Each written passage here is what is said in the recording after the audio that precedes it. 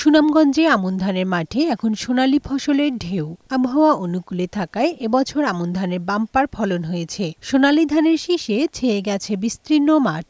শুরু হয়েছে ধান কাটা। ফলন ভালো হওয়ায় হাসি ফুটেছে কৃষকের মুখে।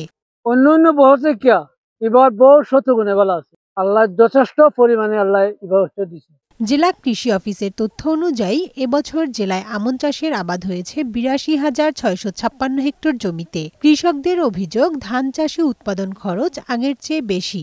বীজ, সার ও হাল চাষের খরচ দ্বিগুণ বেড়েছে। তাই ধানের ভালো ফলন হলেও ন্যায্য মূল্য না পেলে লাভ নিয়ে শঙ্কায় চাষিরা। আলজালি ফারাইয়া এই বৃষ্টি দেয়া এটা যে ধান পাই আমাদের এই খরচে আর ধান এটা বারু থাকি ধান চাষে কৃষকদের সব ধরনের পরামর্শ ও সহযোগিতা দিচ্ছে কৃষি সম্প্রসারণ অধিদপ্তর। বিভাগের পক্ষ থেকে পরামর্শ দিয়েছি যাতে কৃষকরা কম খরচে উৎপাদন করতে পারে। কৃষকরা ধান উৎপাদন করে লাভবান হবে আশা করি। এবছর জেলায় ২,১৬,৯৯৭ মেট্রিক টন চাল উৎপাদনের লক্ষ্যমাত্রা নির্ধারণ করা হয়েছে। কানিজ নুসরাত, বৈশাখী সংবাদ।